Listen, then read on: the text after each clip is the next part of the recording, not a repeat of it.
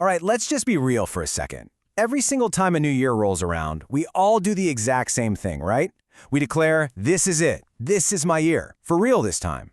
But if we're being totally honest with each other right out of the gate, it usually isn't. Not last year, not the year before that. The world has felt kind of gray and stagnant lately. And somewhere along the way, I think a lot of us just sort of lost our spark. But today, we're going to dig into some seriously hard-hitting insights from our source material that explain exactly why those resolutions keep failing, and way more importantly, how to actually force real lasting change. So why didn't last year work out? Well, it's super easy to point fingers, isn't it? To blame a lack of natural talent, bad luck, or just assume, hey, maybe I'm just lazy. But the research we're unpacking today argues something completely different, and honestly, it's pretty disarming. You see, you didn't fail because you're broken. You failed because you're using a fundamentally broken approach. You're treating your goals like magical wishes. Saying, I want to get fit is usually just code for I want to magically wake up fit. And we all know that's a total fantasy. To get actual results, we've got to completely rethink how we take action. And that starts right here with Section 1, the illusion of motivation. This is the very first major myth of self-improvement that we absolutely have to shatter. Society loves to sell us on this idea that to make progress, you need to feel pumped up, inspired, ready to conquer the world. So you buy the expensive gym membership, you get those aesthetic new planners, you watch all the hype content online. But here's the thing. There's a quote from our sources that literally hits the nail on the head. Motivation is candy. It tastes good, but it's gone in 5 minutes. Motivation is literally just a sugar rush. It feels amazing right in that moment, but the second life punches you in the face, like the moment your alarm blares at 5 a.m. or your boss dumps a massive project on your desk, that hyped-up feeling completely vanishes. You just can't build a solid foundation on something that disappears the second things get tough. So, what's the alternative? It's systems. Systems do not flinch. They're the boring, repetitive routines that actually get results because they remove your fluctuating feelings from the equation entirely. Systems force you to show up when absolutely no one is watching, and especially when you don't feel like it. Waking up early to work out when you'd way rather be sleeping, or meal prepping on a Sunday afternoon while your friends are out at brunch, that is a system. And it's the absolute only reliable bridge between where you are right now and where you want to be. Which leads us perfectly into Section 2, the time lie.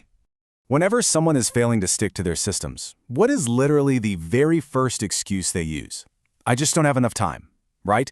It's the universal defense mechanism for doing nothing. But if we actually take a hard look at the data of our daily lives, that excuse just completely falls apart. The harsh truth, and yeah, it's a bitter pill to swallow, is you have time. You're just terrible at using it. I mean, think about it. You likely had time to scroll TikTok for 3 hours yesterday, absorbing random trivia you've already forgotten. You had time to binge watch your favorite TV show for the 4th time. You probably even had time to just sit there and stress about how incredibly busy you are. The issue here isn't a lack of hours. It's a complete lack of intentionality with the hours you've actually got. Let's actually do the undeniable math together real quick. You have 24 hours in a day. Let's say you get a generous 8 hours of sleep. You spend 8 hours at work or school. You spend about 2 hours on basic needs, eating, commuting, just existing. So what does that leave? 6 hours. 6 whole hours of hidden, untapped free time every single day. If someone asked you what you did with your 6 hours yesterday and you start stuttering, well, you've just found your problem. And this really forces us to look in the mirror. Let's look at person A. They use their 6 hours to learn a new skill, build a side income, read, work out. Fast forward a year and they've made incredible, tangible progress. Then you have person B. They use those exact same 6 hours to scroll social media, binge Netflix, and complain about being stuck. Fast forward a year and they are in the exact same spot, making the exact same excuses. The question is, which person are you choosing to be with your 6 hours? All right, let's move on to Section 3, systems over goals. Okay, so we've established you have the time. But like we talked about earlier, all that time is totally useless if you're just filling it with vague goals. Setting a goal without a step-by-step plan is literally just daydreaming out loud. A vague goal is saying, I want to save money. I mean, that's cute, but what's the actual plan? Are you tracking your expenses? Do you have autosave set up? Or are you just hoping your bank account magically gets bigger? Same with I want to get fit. Actual systems mean having a set daily workout schedule and actually prepping your meals every Sunday.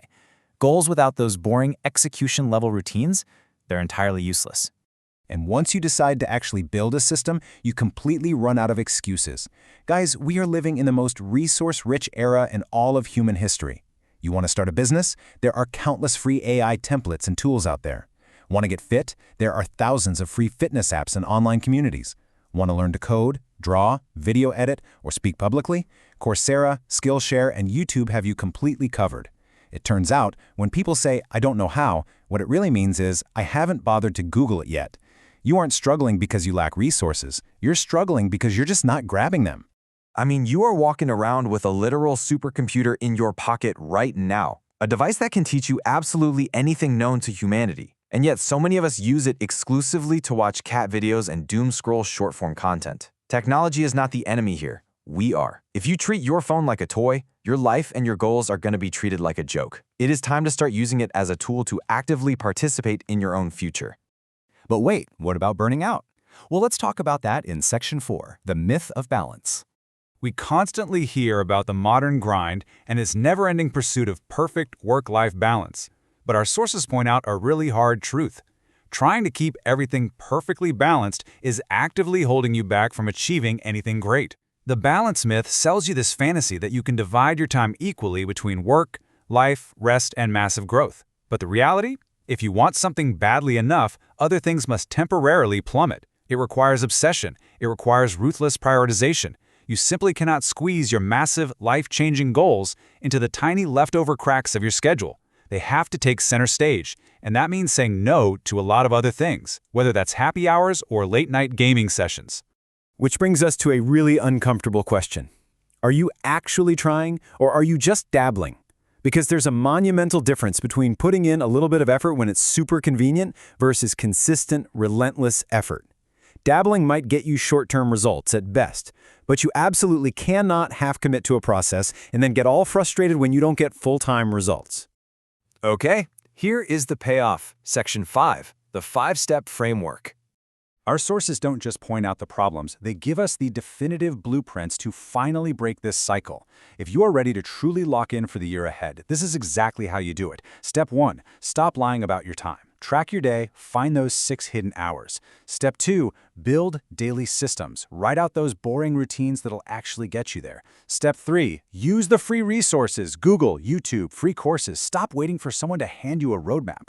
Step 4, commit fully. Burn the backup plans that give you an easy way out. And finally, step 5, show up every single day, especially when it's boring, because that moment right there, when it's boring, that is exactly where everyone else quits and where you pull ahead. Consider this your final wake-up call. You've heard the math, you've seen the framework, but passive consumption is not action. The fundamental difference between the people who actually transform their lives and the people who stay stuck year after year is incredibly simple. The people who change do something about it. The people who stay stuck, they just close out of this and queue up another explainer to passively watch. So I'll leave you with this. Are we having this exact same conversation next year? The world isn't going to magically fix itself, and your goals definitely won't achieve themselves. But you've got the tools, you've got the time, and you've got the framework. If you want to dive even deeper into building these habits, definitely check out the source materials that inspired today's breakdown. The choice of what you do the very second this explainer ends is entirely up to you. Thanks so much for joining me today, and I challenge you to lock in.